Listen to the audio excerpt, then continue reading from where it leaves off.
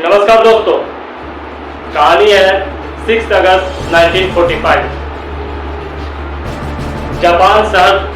Japan देश था। शहर हिरोशिमा था। सुबह सुबह का समय रहता है। मौसम बहुत ही अच्छा था। बच्चे स्कूल जा चुके थे। बड़े बड़े लोग अपने अपने काम धंधे पर चले गए थे। बाजार भरी हुई थी। इस मौसम चारों ओर धूप खिली हुई थी। उसी समय एक धमाके की आवाज आती है। समय रहता है 8:15। सुबह 8:15। उसी समय एक धमाके की आवाज आती है। बहुत जोरदार धमाका था। उस धमाके की आवाज से सभी लोग बहुत ही आहत हो जाते हैं। अफरा तफरी मच जाती है। उस धमाके के पीछे जो कारण था वह था अमेरिका ने जापान के शहर हिरोशिमा पर 6 अगस्त 1945 को लिटिल बॉय नाम का एक परमाणु बम गिराया था।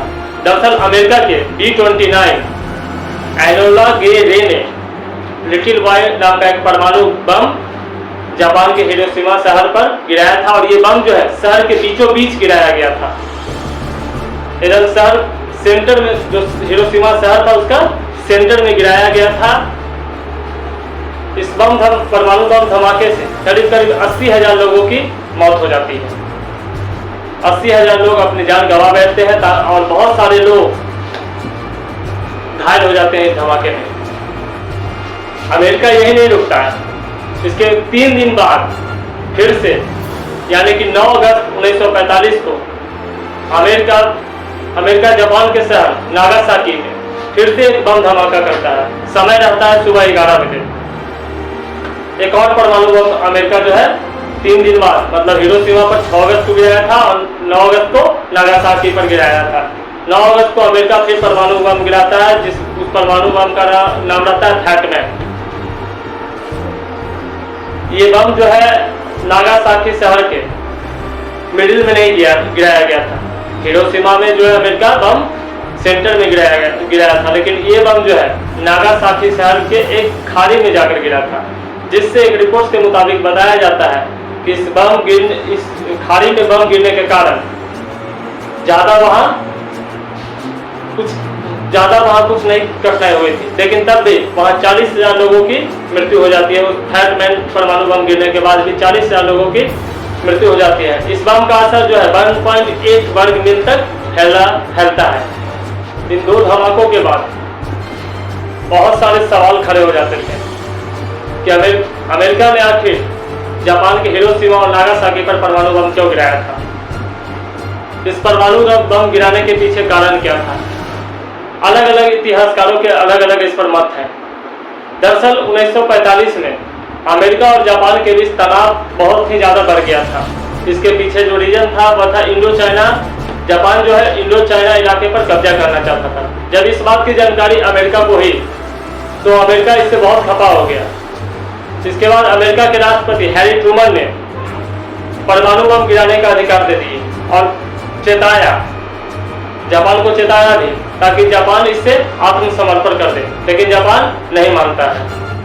बहुत सारे लोग बताते हैं, इतिहासकार बताते हैं कि जापान को जो है अमेरिका ने बिना चेताए हुए परमाणु बम गिराया था, लेकिन सच्चाई यह है कि दरअसल अमेरिका के राष्ट्रपति हैरी ट्रूमन ने जापान को चेताया था कि जापान जो है आत्मसमर्पण कर दे। यदि वह आत्मसमर्पण नहीं करेगा तो वह जापान के एक शहर की बर्बादी देखने के लिए तैयार रहे, और यदि वो उससे नहीं मानता है तो जापान के हर शहर जो है हवा में उड़ेगी। अमेरिका के राष्ट्रपति जो हैरी ट्रूमन थे उन्होंने जापान को पहले ही चेता दिया था, लेकिन इसके बाद जापान ने इसके लिए कोई समझौता नहीं किया। जापान जो है कोई समझौता नहीं करता है। उसके बाद 6 अगस्त 1945 को अमेरिका ने जापान के हिरोशिमा शहर पर लिटिल बॉय नाम का परमाणु बम गिरा दिया, और उसके बाद 3 दिन बाद 9 अगस्त 1945 को जापान के नागासाकी शहर में फैटमैन नाम का एक और परमाणु बम गिरा दिया। इन दोनों बम धमाकों से जापान में करीब 1.5 लाख से ज्यादा लोगों की मृत्यु हो जाती है। 2 से 3 लाख लोग घायल हो जाते हैं। इसका असर आज भी जापान में देखने को मिलता है। जापान के में जो बच्चे पैदा लेते हैं वो आज भी कुछ बीमार, उसका असर वहाँ पर दिखा जाता है, उसके सिम्टम्स देखे जाते हैं। लेकिन सवाल यहाँ पर भी उत्पन्न होता है कि आखिर अमेरिका के जापान के इन दो शहरों पर ही, मतलब हिरोशिमा और नागासाकी पर ही क्यों परमाणु बम गिराया था। तो अमेरिका, इसके पीछे कारण जो था वो ये था कि अमेरिका के राष्ट्रपति हैरी ट्रूमन चाहते थे कि परमाणु बम वहाँ गिराया जाए जहाँ असर ज़्यादा देखने को मिले। दरअसल बात है कि जापान का जो भी सैन्य उत्पादन क्षमता था वह हिरोशिमा शहर में ही होता था।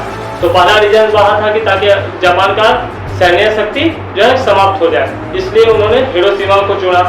दूसरा था नागासाकी में वहाँ की आबादी बहुत ज़्यादा थी और साथ में साथ जापान के आर्थिक जो इकोनॉमिक कल्चर था उसमें नागासाकी शहर का बहुत बड़ा आर्थिक कल्चर के लिए नागासाकी शहर का बहुत बड़ा रोल था, इसलिए अमेरिका ने नागासाकी पर भी बम गिराया।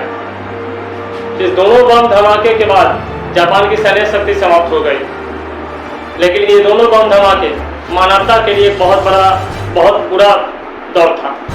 मानवता यहाँ पर एकदम नष्ट हो चुकी थी। इसके बाद ही सेकेंड वर्ल्ड वार का खात्मा हुआ था, इन दोनों परमाणु बम गिराने के बाद ही। जापान में आज भी जो बच्चे जन्म लेते हैं उनमें ये दो जो परमाणु बम गए थे नागासाकी और हिरोशिमा के आसपास, जो भी बच्चे आज भी जन्म लेते हैं वहाँ आज भी उसके सिम्टम्स देखने को मिलते हैं। आज भी वहाँ के बच्चों जो है कोई थोड़ा बीमार टाइप के लगते हैं। तो आपको यदि अमेरिका के नागासाकी और हिरोशिमा का ये जो इतिहास अच्छा लगा तो प्लीज़ चैनल को सब्सक्राइब कीजिएगा, वीडियो को लाइक करिएगा, शेयर करिएगा और फिर मिलेंगे एक जानकारी वाले वीडियो के साथ। तब तक के लिए धन्यवाद।